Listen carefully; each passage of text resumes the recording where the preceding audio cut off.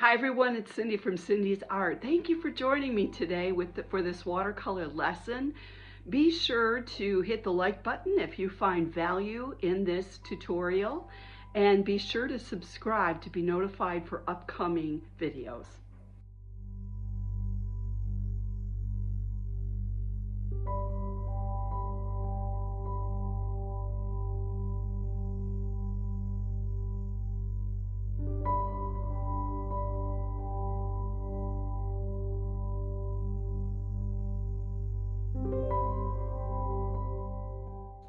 I'm going to go a little bit slower today so you can see some of the process I went through in setting this painting up. Obviously, I did a thorough sketch for this painting.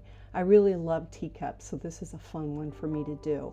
So I'm going to use some of the rust ink that we've created, and I showed you how to create that a few videos back. You can always go back, look at it. And I'm going to use some of the rust ink mixed in with some of my paint colors to create this nest. And rust ink actually mixes in with the paint, makes it gradient, makes the paint particles separate a little bit, and it creates an interesting texture. So for the bird's nest, I'm going to start off with that because I want to see basically how that's going to lay out on the picture. I'm going to gauge what kind of colors that I'm going to use and mix in to make that this bird nest really pop.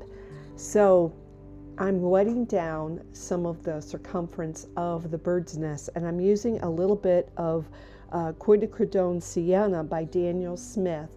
I love this color. I'm going to mix that with a little bit of Dyke Brown, Daniel Smith, in transparent oxide. And this is going to wind up granulating. These are great colors to granulate when they mix together with the rust ink. So I'm just going to go ahead and lay out some of these colors in there, the dark, the light, then we're going to add the rust ink in it.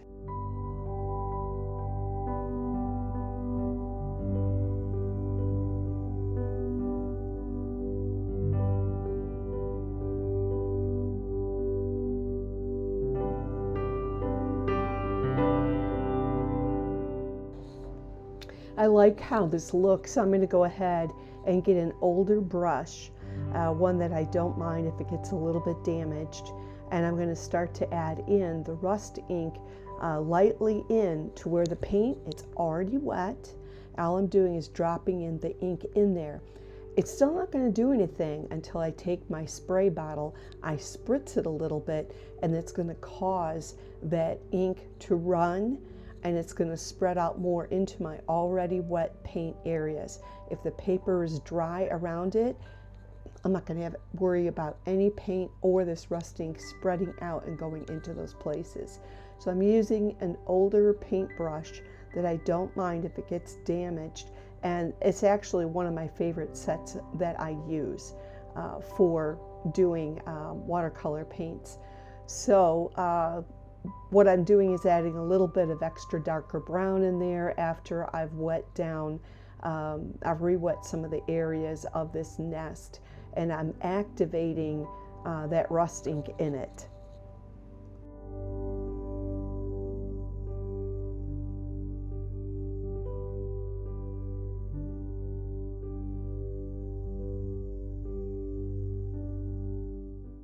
Grab your spray bottle. I have a little tiny one, and I usually spray my water, my mixing water, the water that I use to rinse my brushes. I usually will spray it in that first, just so I can remind myself, how fast is this going to come out? How slow is this going to come out? And you can see I just posted the video that shows you how to make rust ink. So because I've gone ahead and sprayed it, now the rust ink is really going to spread inside of this nice wet area. And the colors that I chose, the Quinacridone Sienna mixed with a little bit of the Van Dyke at the darkest, this is all going to mix together with this ink and this rust, and it's going to create its own texture. And right now I'm using a tiny bit of water just to help move my paints along, and I'm just looking for the right effect. I just let this run. I might add a tiny bit of paint in there. If I do that, that's because I'm looking for a little bit more granulation. So I'm playing, and that's exactly what I would want you to do, is to play around with this. You could do that on a blank piece of paper before you even try this, but I've worked with it enough that I'll know like how it's mixing and it's doing what I need. And then I've grabbed this brush that I've decided will be my trash brush. And excuse me, and I'm using a little bit of my Dyke Brown to add some of the scraggly branches outside this nest.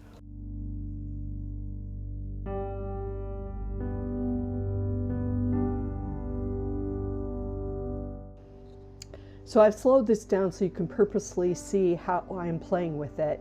And you just saw how I squirted my little squirt bottle in my water container before I squirted it on the paper. It's a great way just to clear it out in case there's a bubble or something in it, and then you get this huge drop of water on it. You don't want that. You don't need that.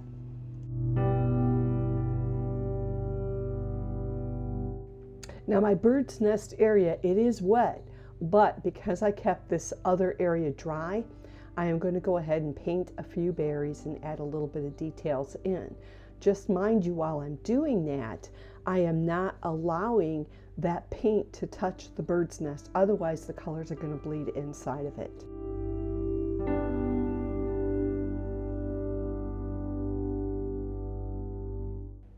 I'm going to focus in on these eggs now. Again, these eggs are really dry, and I'm painting wet on dry, and I'm just trying to guarantee that I don't allow that paint to spread into my bird's nest, or the browns are going to leak into my eggs and they are not going to be a creamy color.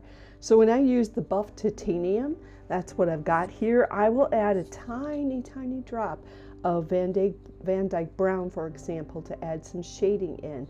I might use a tiny bit of manganese blue to add in a little bit of a bluish tone with this. And at this point, I just wanted to get the creaminess and the shadows in. And that's all I was working with this on.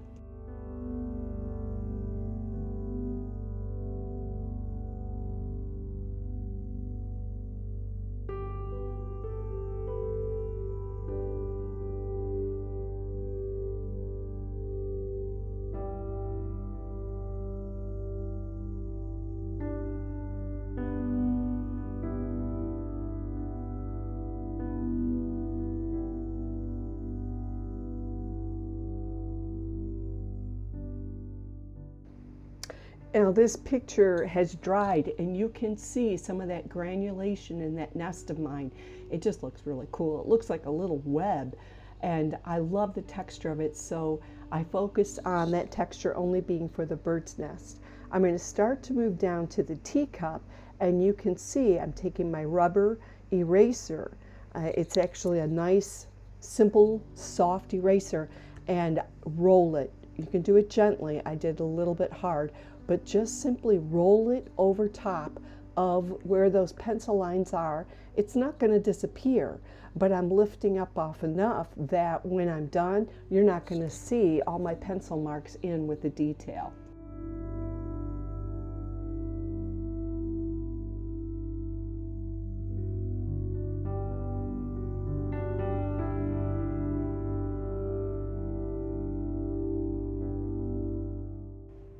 Now I'm going to start off with some of the violets. I want to look at the mid-tones, not the dark and not the super light right now.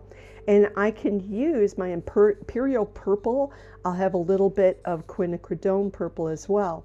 But let me tell you another thing that I will add in, a tiny bit of Opera Pink. I love Opera Pink. It's insane how much I love this. So I like bright colors, and when I look at these violets, I do not want to paint them exactly as they look. I want this to be a little bit abstract, but yet it's going to be realistic. So I used a tiny bit of my Opera Pink mixed in with my Imperial Purple, and I'm sketching out the flowers. Now this will dry pretty quick. My office tends to be a bit dry. Things will dry fast. So I sketched out some of the mid-tones, then I'm going to add in some of the dark along with it. and you'll see this progress. But those are the colors. There you can see that opera pink. That's mixed with a little bit of the Quinacridone Purple. Don't be afraid to use different colors. Look at it a different way. Choose which ones you want and then go with it.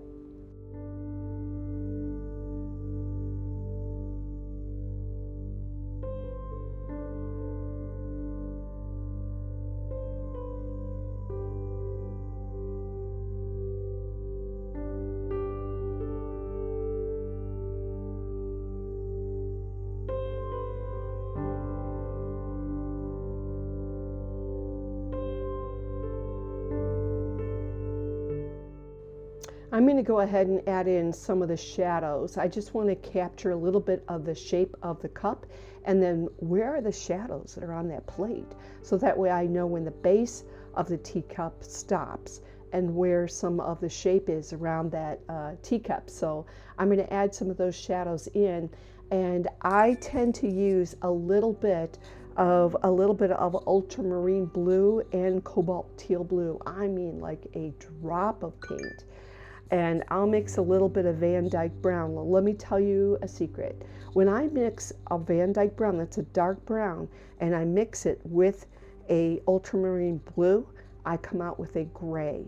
And that's important to know, because there's other ways to get a gray tone or a black tone without using black or using the color gray.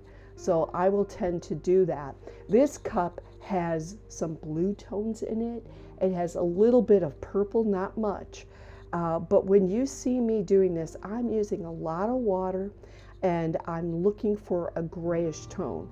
And that was best achieved by using a smidgy amount of Dyke Brown, a tiny, tiny bit of the ultramarine blue, and then a little bit of cobalt. And the reason why I put some cobalt in there is I've got these beautiful purple tones and this pink tone. If I would have used that ultramarine and that Dyke alone, it would have kind of made the picture be a little bit muddy. So I used a tiny bit of a cobalt teal in order for me to keep this bright. And that can sound kind of funny, but trust me, I've only been painting, watercolors I've been painting for probably about 7 years. I've had so much to learn, and I've only been on YouTube for about 3 years. So I'm constantly learning from other people and then developing some of the things that I really enjoy. So I'm going to pass those on to you. And while this painting, while that cup and saucer has been drying, I might switch around and put a little bit of my darker purple flowers in on the base. When I do that, basically I'm searching for shape. I'm trying to determine where does the cup, the first part of the cup end. Right now I'm painting the base of where that cup ends. I'm finding shape right now. So I'm looking at the picture, my reference picture, and I'm trying to add dabs of paint in, not much, and just use dark where there seems to be more shadow and the cup's moving away from me. And I want to protect the light, and I want to keep things nice and bright where the light is. So I think it's best to follow along with people when you're first learning. Feel free to follow along and do what I'm doing. I am basically right now painting around the shapes so I can find them and define them. I'm still creating and finding shape and defining things, so I'm adding a tiny bit of a darker amount of those colors that I mentioned to you. And how do you get that? Just add a little bit more paint into your water, and you can always test it out on a side piece of paper before you put it on your painting.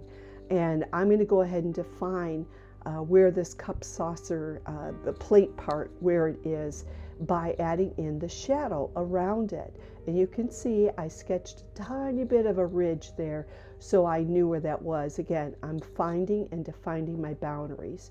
And then I want to keep it soft, so I'll go ahead and layer that paint in. You can see right there I'm adding a little bit of that ultramarine blue deep, and then I'm smudging it out with a little bit of water.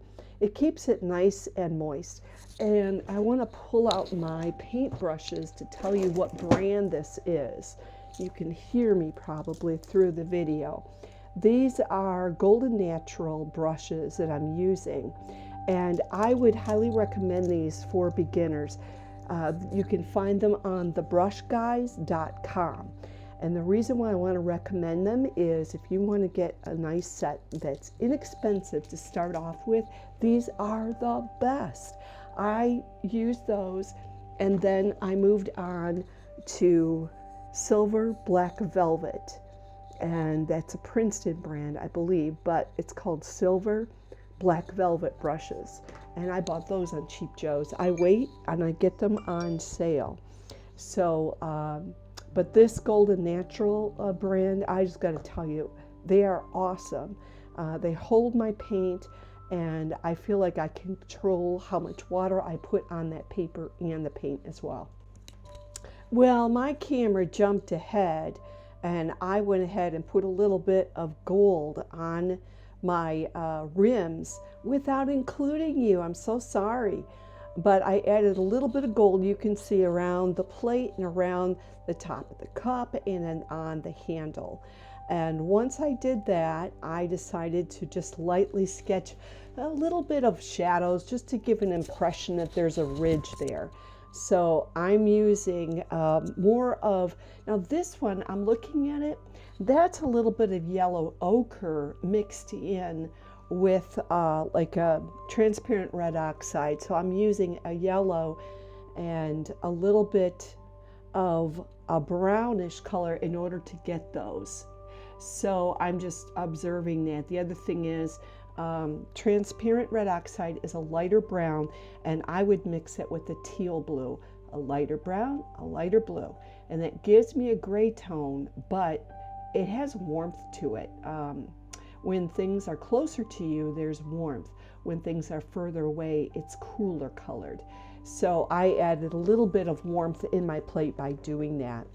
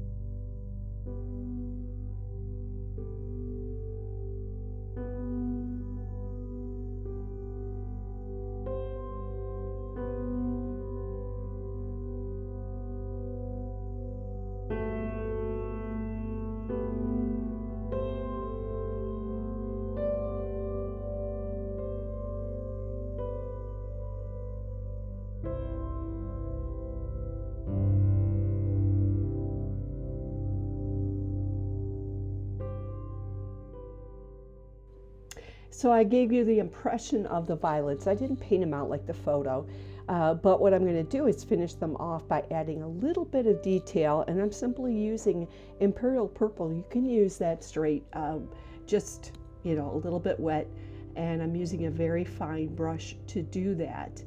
And I'm just going to add in some of the tips of the leaves, the lines that would be there at the center of the flower. It adds a nice detail. So I'm just going to add those in real quick.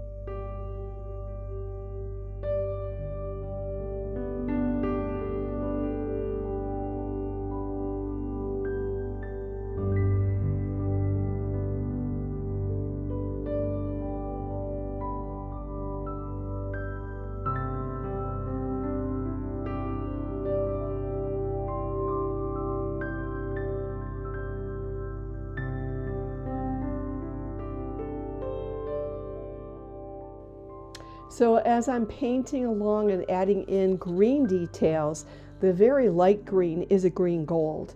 And one of the ways I would get another type of light green is mix Aurelion, that's a yellow, and mix that with the Cobalt Teal, which is that light blue. It comes out with a beautiful, beautiful, beautiful light green that you can use for some of your leaves. And then when I need a little bit darker, I have green Apitite Genuine. That is seriously what it's called. And what I love about that one is what happens when you use it. It granulates, and you can't see that with the small detail that I have, but that's an incredible color to add into your palette. So now I'm going to move into defining more around the teacup. I'm using a very, very fine tip brush, and right now I needed to whiten up a little bit of my edges. White gouache, that's what you use, is a little bit of white gouache. Gouache, and I simply have a Holbein tube of white gouache, and I try not to use it just plain white. I tried to add a tiny bit of a color in there because white is not white. There's lots of colors that are in white, but to brighten this up in areas where I wanted to make sure you could see the whites, if I missed it, that's what you use, is a little bit of white gouache.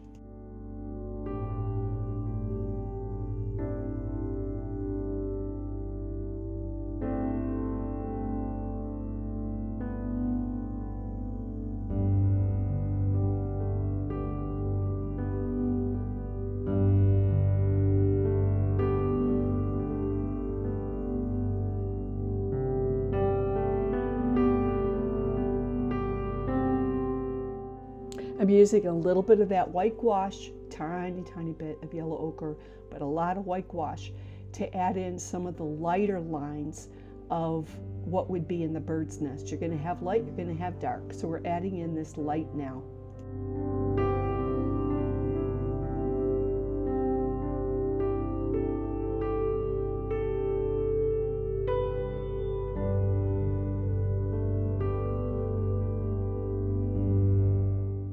The other white that I use right now, I'm using the lid of a P.H. Martin white. P.H. Martin has a white, this is watercolor paint, but it's extremely white. It covers up everything. I looked at one of my eggs, it just didn't look like it was right. So I went ahead and added some of this P.H. Martin on top, dabbed it on there, and then I'm going to shadow my eggs a little bit more. The other thing I did is put a few dots in on those eggs. I really like speckled eggs, so there's a point where I'm going to add that in again.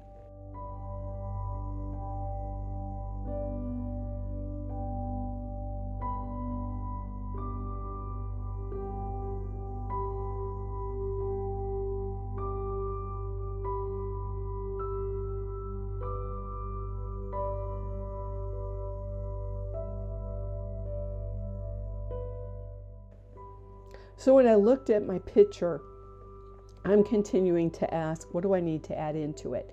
Maybe I need a little bit more shadow in with those eggs. I don't know.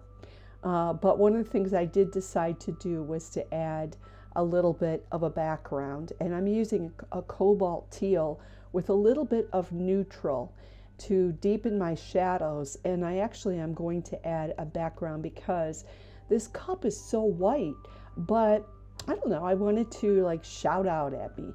So I'm going to use these colors and move around the painting.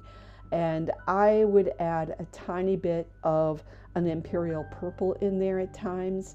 I didn't want to go too heavy on the purple because there's already a lot of purple in this painting. And you could see on the bottom right, I'm picking up a lot of that cobalt teal in there along with a neutral color in order to add some dark in. This is so mild, but it came out really nice at the end.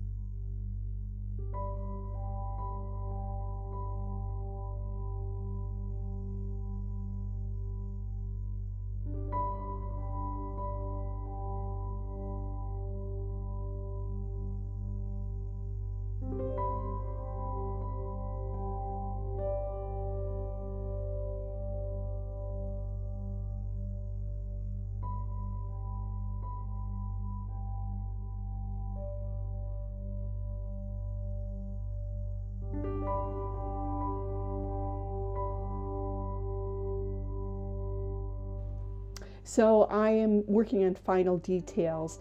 I will let my painting dry, I'll set it aside, I'll come back, visit it, sometimes it's the next day, and I will just look to say, what do you need? And one of the things I felt it needed was better shaping around the egg. And on this one, I would use a little bit of yellow ochre with the buff titanium and a tiny, tiny bit of Dyke Brown. And I'm looking for like a yellowish, creamy type of shadow. And the Dyke Brown is going to give me that shadow, but I want to ease it into the brown. So to do that, I used a tiny bit of yellow ochre mixed in with that titanium cream color, that buff titanium. And so I rotated around the egg, and I kept looking at the shape and the shadow that was there on the picture and the eggs just to add that in. Then I added some more dots to finish it off.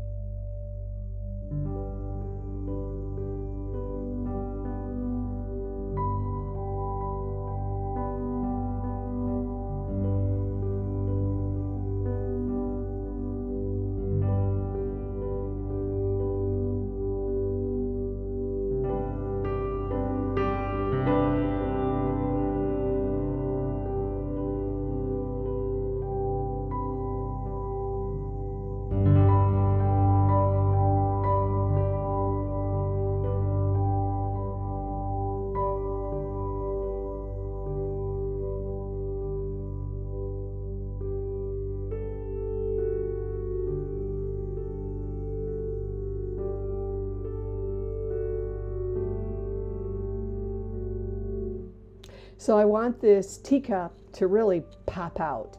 And one of the ways I can do that is to make sure I add in some more dark. So I decided after it was all dry that I wanted to add more dark in. When you put watercolor paint on paper and the colors and the depths and the shadows, you think, oh my gosh, it looks beautiful, I love it. It's going to dry 15% lighter than what you put on the paper. And that's why it's like, take your time, be patient, and add in the colors. I've got more neutral I'm adding in right now. Neutral mixed with some of my Cobalt Teal works well in adding in some more depth. So that's what I did. I kept it dark towards the bottom and I kept it lighter towards the top.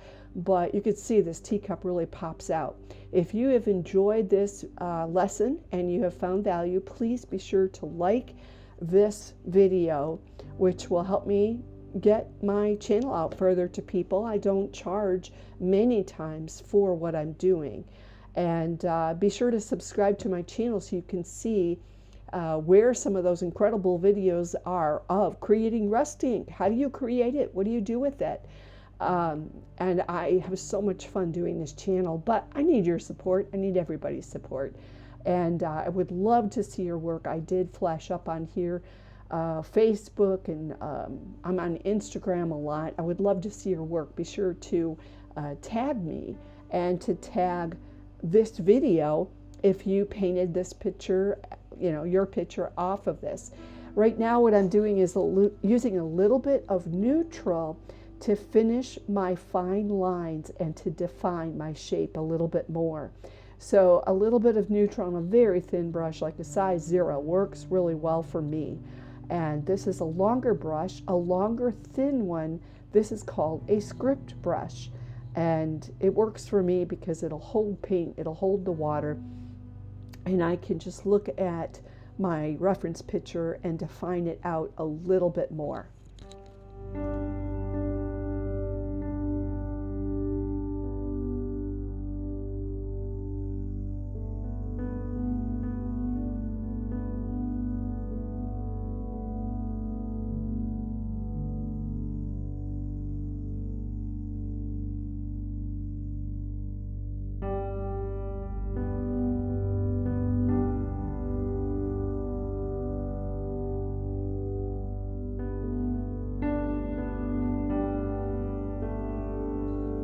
So we're coming to the end. I'm adding my final details on with the gold, just a little extra pop on it. I've had so much fun being with you today, and I look forward to being with you the next time.